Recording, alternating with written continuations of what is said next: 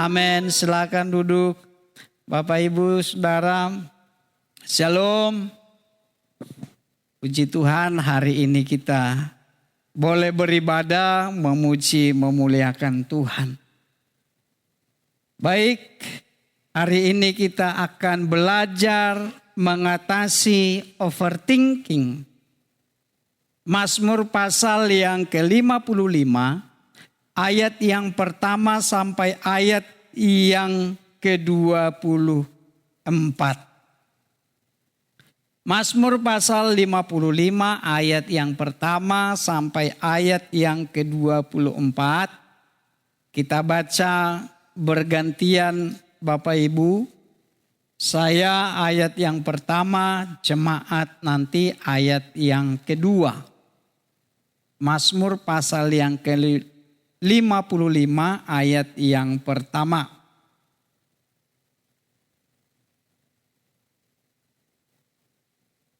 Bisa kita mulai? Sudah ya? Doa minta tolong terhadap musuh. Untuk pemimpin biduan. Dengan permainan kecapi. Nyanyian pengajaran Daud. Berilah telinga ya Allah kepada doaku. Janganlah bersembunyi terhadap permohonan. Ayat yang ketiga. Tapi nanti ayat yang keempat, Bapak Ibu baca bersama-sama ya. Perhatikanlah aku dan jawablah aku. Aku gelisah dalam keluh kesah.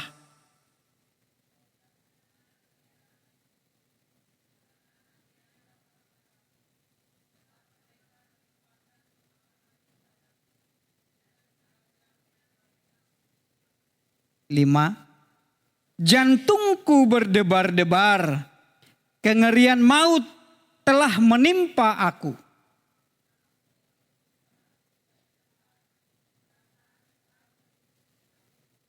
Maka aku berkata, sekiranya aku diberi sayap seperti merpati, aku akan terbang dan mencari tempat yang tenang. Bahkan aku akan lari jauh-jauh dan bermalam di padang gurun.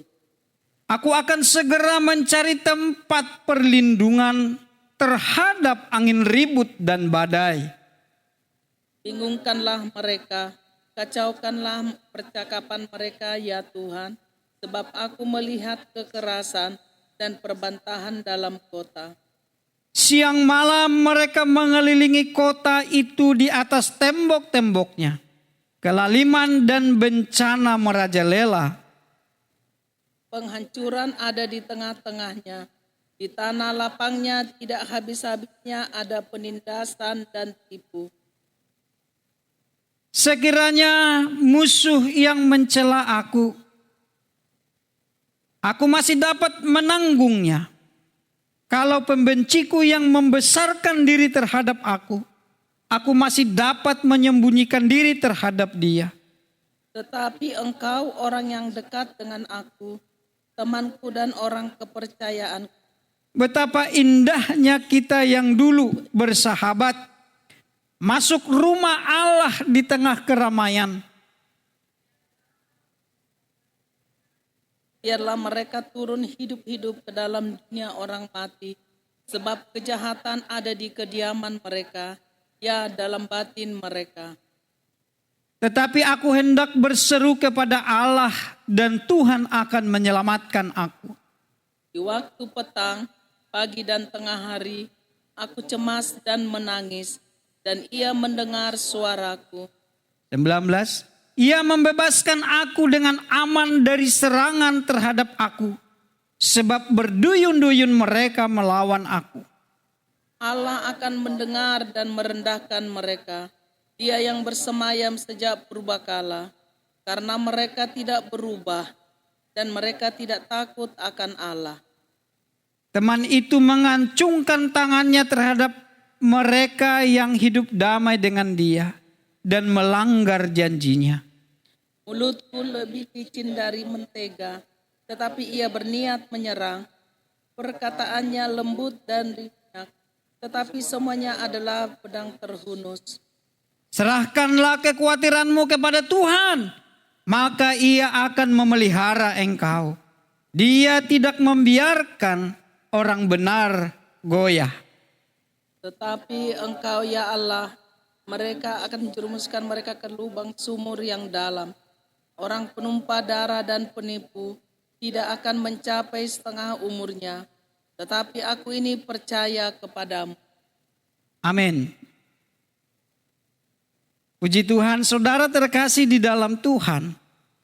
Kalau kita lihat di pasal 54 itu, bagaimana Daud melarikan diri dari Saul.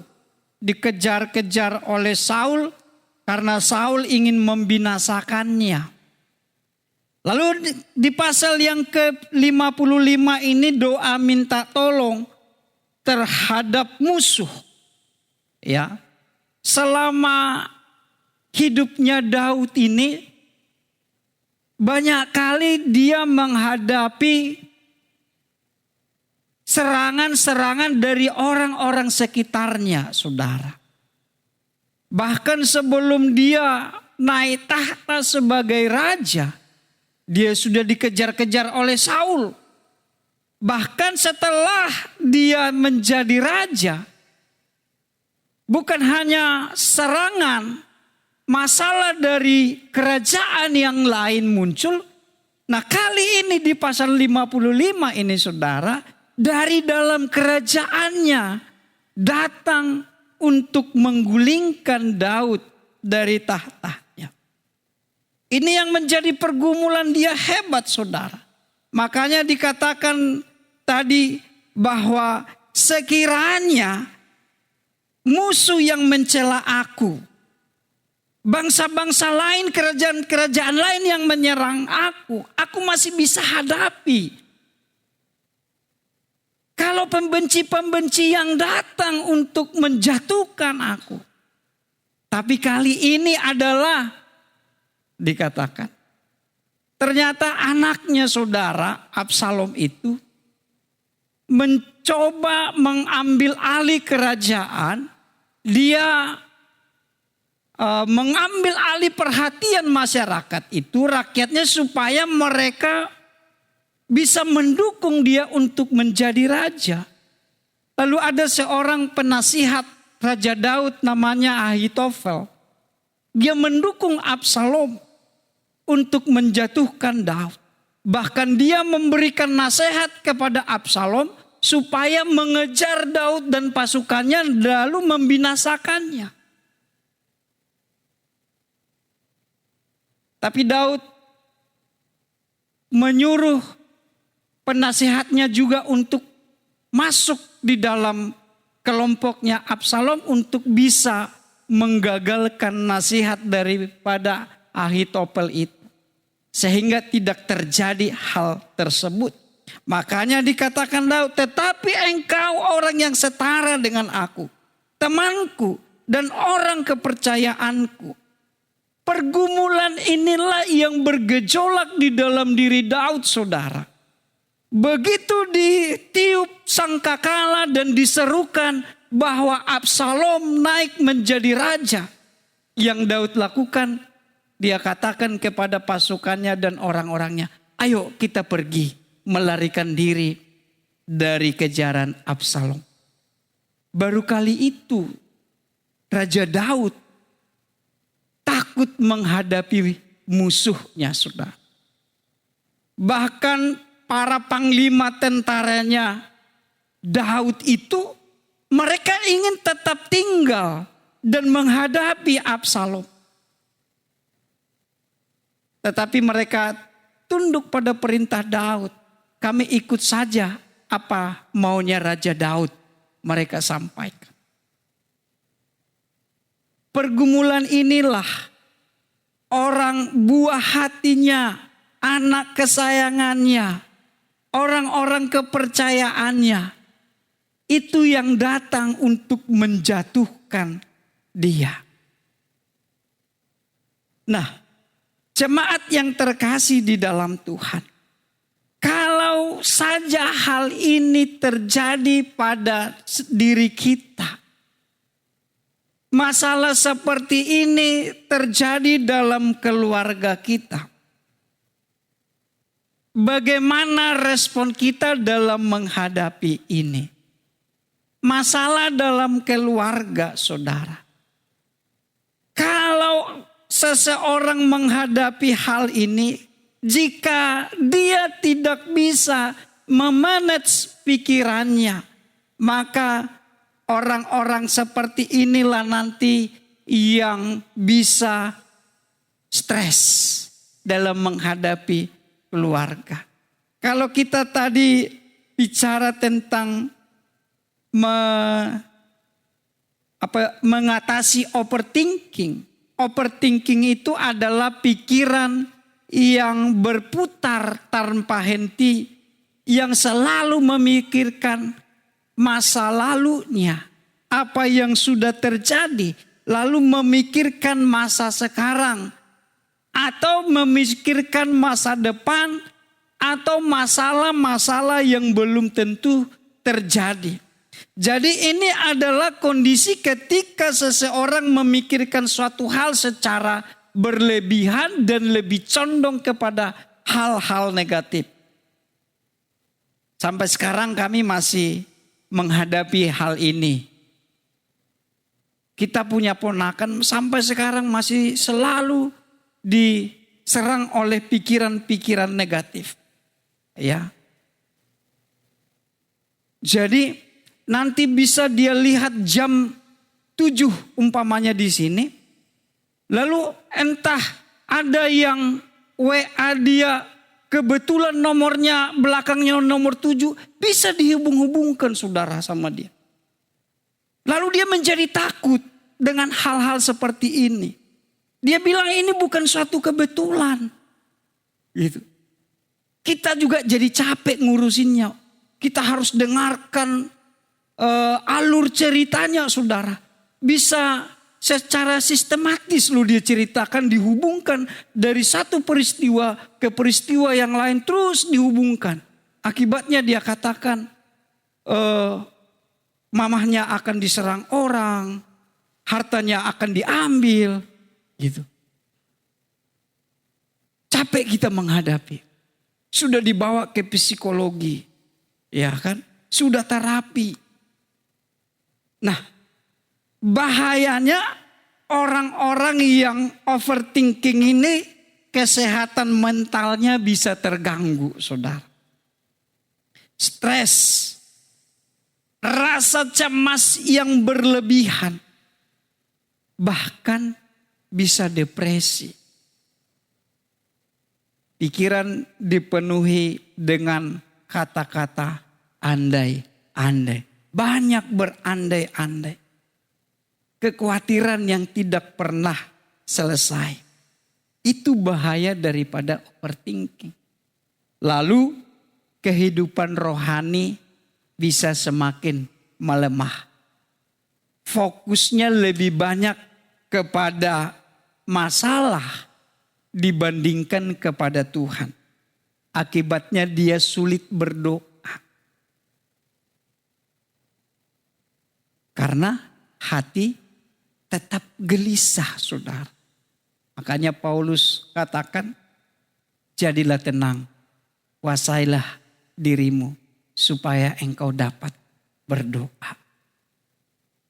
Itu pada umumnya yang akan terjadi kepada orang-orang yang tidak bisa menguasai, mengatasi overthinking yang mengakibatkan kekhawatiran, kecemasan yang berlebihan dalam kehidupannya.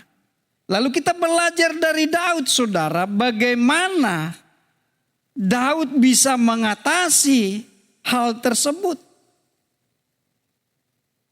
Kalau dikatakan di ayat yang ketiga, pasanglah telinga ya Allah kepada doaku, janganlah bersembunyi terhadap permohonanku. Perhatikanlah aku dan jawablah aku. Aku gelisah dalam keluh kesah. Aku terguncang karena teriakan musuh, karena kegaduhan orang fasik. sebab mereka menimpakan kesengsaraan kepadaku, dan dengan geramnya mereka memusuhi aku. Jantungku berdebar-debar, kengerian maut telah menimpa aku. Aku takut dan gemetar, rasa seram meliputi aku. Maka aku berkata, sekiranya diberi sayap seperti merpati, aku akan terbang dan mencari tempat yang tenang. Bahkan aku akan lari jauh-jauh dan bermalam di padang gurun. Apakah Daud juga punya rasa takut, rasa khawatir? Sama seperti kita, saudara. Semua manusia punya rasa takut dan punya rasa khawatir. Takut tidak bisa menyelesaikan masalahnya. Khawatir hal-hal yang tidak baik terjadi pada dirinya dan kepada keluarganya. Itu manusiawi. Tetapi yang tidak wajar itu, saudara, itu mengikatnya sehingga kerohaniannya terganggu. Dia tidak bisa lagi berdoa, tidak bisa lagi beribadah, tidak bisa lagi membaca dan merenungkan firman. Terikat oleh rasa takut dan kekhawatiran tersebut. Itu yang akan membinasakan iman kita. Daud menghadapi rasa takut, jelas dikatakan bahwa dia terguncang, dia takut, dia gelisah karena masalah yang dia hadapi. Tapi apa yang dia lakukan, saudara? Dikatakan bahwa pasanglah telinga ya Allah kepada doaku, janganlah bersembunyi terhadap permohonanku. Artinya dia datang kepada Tuhan dan menyerahkan kekhawatirannya. Apa yang membuat dia takut dan khawatir itu dia adukan kepada Tuhan, saudara. Itu yang dia lakukan. Dia tidak biarkan rasa takut dan kekhawatiran terhadap masalah yang dihadapi mengikat imannya untuk datang kepada Tuhan. Tapi dia datang dan berdoa kepada Tuhan. Di ayat 23 itu dikatakan, serahkanlah kekhawatiranmu kepada Tuhan. Ketika dia bisa melakukan itu, ketika dia bisa berdoa, baru di ayat 23 yang sudah dia lakukan terlebih dahulu, sehingga dia katakan, serahkanlah kekhawatiranmu kepada Tuhan, maka Ia akan memelihara engkau dan tidak membiarkan engkau. Ketika Daud lari dari hadapan Absalom, saudara, lalu dia katakan kepada imam yang melayani di bait Allah itu, tabut Allah nggak usah dibawa pergi bersama-sama dengan aku. Bawa kembali ke Yerusalem. Kalau Tuhan berkenan kepada, Dia akan membawa aku kembali untuk beribadah kepadanya. Pun kalau tidak Tuhan berkenan mengembalikan aku, juga tidak apa-apa. Artinya, saudara, dia masih tetap mempercayai Tuhan bahwa akan ada pertolongan daripada Tuhan. Sehingga ayat 23 itu dia katakan, dia tidak membiarkan, Tuhan tidak membiarkan orang benar goyah. Amin. Itu yang dialami oleh Daud. Sehingga dia katakan, tidak untuk selama-lamanya dibiarkannya orang benar itu goyah. Jikalau engkau menghadapi sesuatu masalah yang membuat engkau terguncang, Daud katakan, datang kepada Tuhan, serahkan, maka Ia akan menolong, saudara. 1 Petrus 5 ayat 7 dikatakan, serahkanlah segala kekhawatiranmu kepadanya, sebab Ia yang memelihara kamu.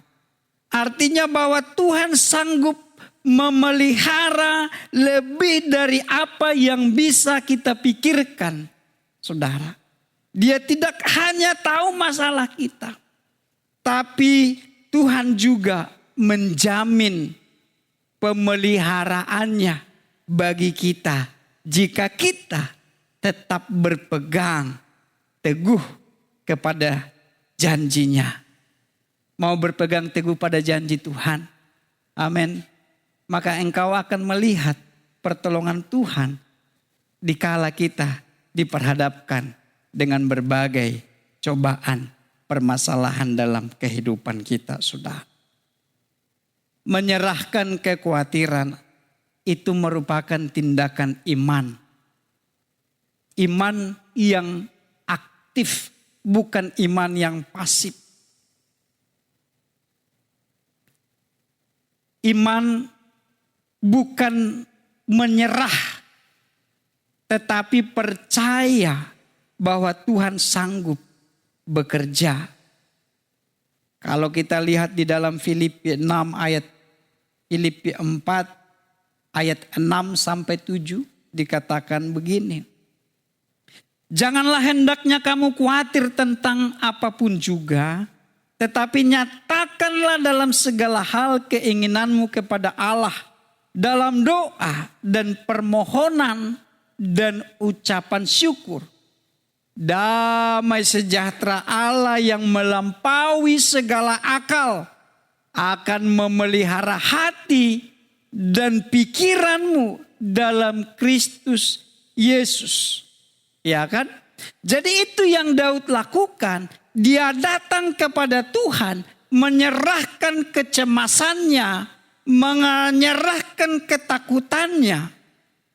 Maka Tuhan yang memelihara pikirannya sehingga tidak berlebihan lagi terhadap ketakutan itu, saudara. Ya, damai sejahtera Allah yang melampaui segala akal akan memelihara hati dan pikiran kita. Kalau tidak bisa kita menguasai pikiran, selesailah hidup kita, saudara. Maka kita akan menjadi orang dengan gangguan jiwa. Oh, apa itu? ODGJ. Iya kan? Orang dengan gangguan jiwa. Kalau dulu dibilang orang gila. Gitu kan? OGB. Orang gila baru. Tapi sekarang gak boleh lagi bilang orang gila. Gangguan jiwa. Kemarin saya lihat di medsos. Ada keluarga yang kehilangan adiknya selama 7 tahun. Ketemu di daerah Bakauni. Sudah tidak berpakaian. Ya sudah menyendiri, gak kenal orang lagi. Begitu datang adiknya dipeluk nangis-nangis, dia juga bingung siapa ini orang. Akhirnya dimandikan, dibawa pulang. Ya, orang yang tidak bisa menguasai hati dan pikiran, maka dia stres, depresi, lama-lama gangguan jiwa, saudara. Ya, banyak sekarang orang gangguan jiwa. Tapi yang banyak itu laki-laki. Jalan-jalan telanjang. Pernah Bapak Ibu lihat laki-laki sering kan? Kalau ada perempuan masih pakai baju itu.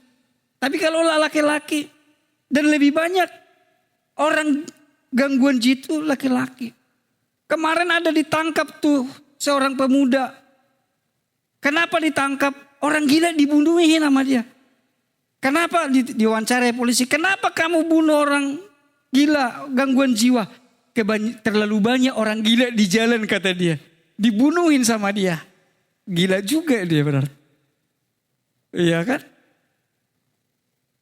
Jadi laki-laki lebih banyak gila itu ternyata lebih banyak memikirkan persoalan dalam hidupnya. Tidak bisa dia kuasai pikirannya. Mungkin masalah pekerjaan. Belum juga istri yang membuat gila. Ini wanita-wanita hati-hati loh. Lebih banyak orang gila di luar sana. Ya bukan karena masalah di luar sebenarnya yang buat dia gila. Istri-istri yang buat dia gila. Iya kan? Jadi di sini kan lebih banyak ibu-ibu kan di sini. Bapak-bapaknya kan masih bukan. Masih sedikit yang mengalami pembaharuan pikiran. Nah itu kan tugas-tugas ibu-ibu. Tugas para istri untuk menyadarkannya kan. Membawa kembali kepada Tuhan. Ya, yang mau saya sampaikan buat kita teladani Daud ini saudara. Ya, masalah yang terberat yang dihadapi adalah ketika Absalom memberontak terhadap kerajaannya. Begitu besar musuh yang datang, dia tidak akan pernah gentar menghadapinya. Dia dengan pasukannya akan hadapi mati-matian. Pasukannya saja bisa mengalahkan ratusan orang hanya dengan tangan kosong. Kepala prajuritnya. Tapi kegelisahannya kenapa? Anakku sendiri yang memberontak. Masalah terberat yang dia hadapi. Namun dia tetap meneguhkan kepercayaannya kepada Tuhan. Pasanglah telingamu terhadap permohonan dan doaku ya Tuhan. Mazmur 34 ayat 5 dikatakan, aku telah mencari Tuhan. Lalu ia menjawab aku dan melepaskan aku dari segala kegentaran. Ya, dari segala kegentaranku. Artinya saya katakan lagi bahwa Daud tidak membiarkan ketakutan, kegelisahan, kecemasan itu menghambat langkahnya untuk datang berseru kepada Tuhan. Artinya ternyata Tuhan itu adalah jawaban bagi setiap permasalahan kehidupan kita, saudara. Yang kedua yang bisa kita teladani dari Daud ini, di samping dia datang berdoa kepada Tuhan untuk mengatasi kecemasan, kekhawatiran, untuk mengatasi overthinking, tidak ada kata lain selain mengandalkan firman Tuhan. Mazmur 119 ayat 165 dikatakan, kebenaran adalah hal yang menenteramkan pikiran. Besarlah kesejahteraan orang-orang yang mencintai Taurat-Mu. Besarlah kesejahteraan orang-orang yang mencintai Taurat. Amin saudara, mencintai Taurat-Mu. Kalau kita lihat di Mazmur pasal yang ke-1 sampai ayat yang ke-5 itu. Daud menjelaskan di situ bahwa orang yang berpegang pada firman akan selalu bercahaya, akan selalu bersinar, akan tumbuh segar. Kunci untuk mengalahkan kekhawatiran dan overthinking adalah hidup yang ditopang oleh firman Tuhan. Karena dari situlah lahir damai sejahtera yang tidak bisa diganggu oleh keadaan apapun. Termasuk kecemasan, kegelisahan yang datang menyerang pikiran kita, saudara.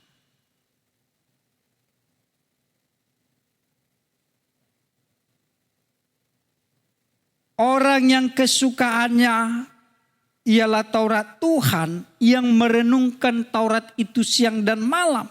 Ia akan seperti pohon yang ditanam di tepi aliran air, yang menghasilkan buahnya pada musimnya. Artinya akan selalu ada pertolongan Tuhan kepada orang-orang yang tetap setia mengandalkan Tuhan dikala ada persoalan dalam kehidupannya. Oleh sebab itu, saya terus mendorong jemaat Tuhan, baca dan terus renungkan firman itu. Overthinking terjadi karena fokus kita kepada hal-hal yang negatif, kepada sesuatu yang mungkin terjadi buruk kepada kita. Bukan kepada janji Tuhan. Maka nasihat saya kepada ponakan yang selalu pikiran negatif itu, kamu harus baca firman, renungkan firman, isi pikiranmu dengan firman. Sehingga ketika pikiran negatif itu datang, sudah ada di dalamnya firman Tuhan yang akan mengusir pikiran negatif itu. Itu terus saya sampaikan kepada dia. Itu juga yang harus kita lakukan. Pikiran kita isi dengan firman. Sehingga ketika datang sesuatu yang negatif, yang akan membuat kita kecewa, sakit hati, dia tidak mampir lagi, saudara. Dia akan berlalu begitu saja. Karena ada firman di dalam pikiran kita yang akan mengusirnya. Jemaat yang terkasih di dalam Tuhan. Pikiran kita butuh dikendalikan oleh kebenaran. Bukan ketakutan. Itu yang harus kita lakukan. Percayalah jemaat Tuhan bahwa merenungkan firman itu mampu meredam gelombang pikiran negatif. Melakukannya, merenungkannya siang dan malam sebagaimana dikatakan dalam firman itu. Maka itu bisa menjaga kestabilan dalam batin kita. Memberikan kesejukan. Damai sejahtera Allah akan menguasai hati dan pikiranmu. Paulus katakan di dalam Filipi tadi, saudara.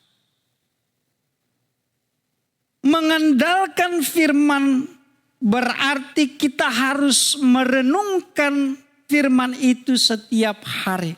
Tadi Mazmur 1 ayat 2 saya bacakan. Menjadikan firman itu menjadi pedoman dalam membuat satu keputusan atau meresponi segala sesuatu, saudara. Supaya kita jangan memberikan respon yang berlebihan yang lebih condong negatif. Merugikan kita dan orang lain. Dan yang terakhir, mengandalkan firman itu berarti percaya pada janji Tuhan. Tadi kan dikatakan lagu itu, Tuhan tidak berjanji akan selalu panas. Tidak akan selalu hujan. Tapi yang pasti Dia beri kekuatan ketika panas, ketika hujan datang. Ketika masalah yang berat menempa. Tuhan beri kekuatan. Itu kan janji Tuhan yang harus kita pegang. Jangan kita berdoa supaya Tuhan lalukan semua permasalahan dalam hidup kita. Tapi kita berdoa supaya Tuhan beri kekuatan. Karena masalah itu yang akan memperdalam akar iman kita, saudara. Supaya kita bisa tumbuh dengan kokoh. Karena selama kita hidup, Tuhan tidak pernah menjanjikan kehidupan yang tanpa masalah.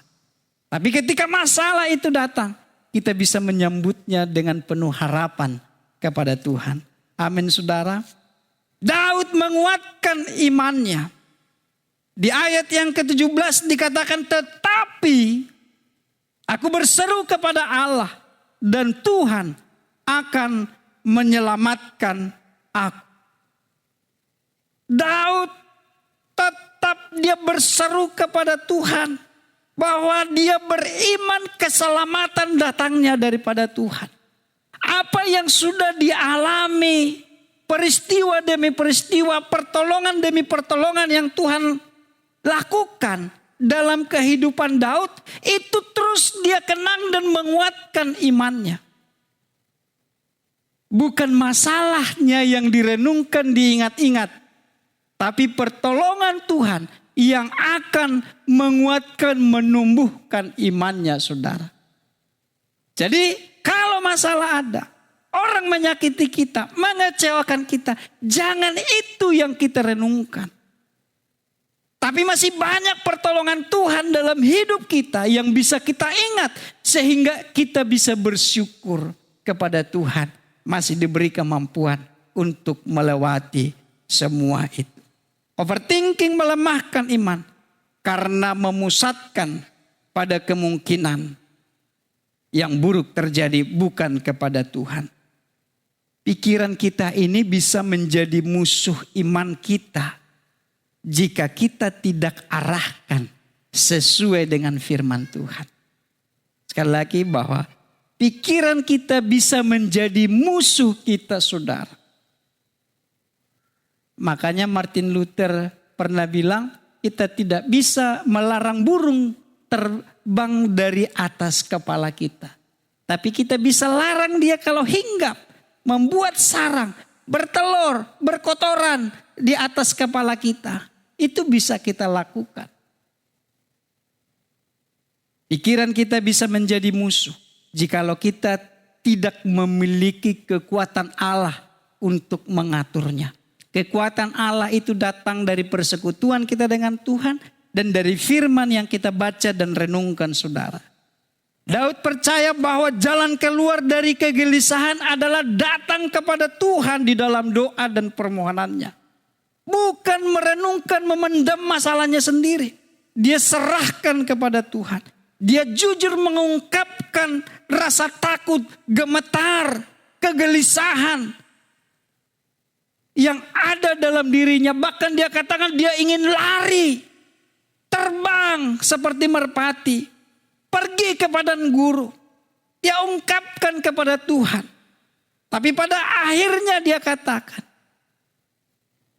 serahkanlah kekhawatiranmu kepada Tuhan, maka Ia akan memelihara hidupmu.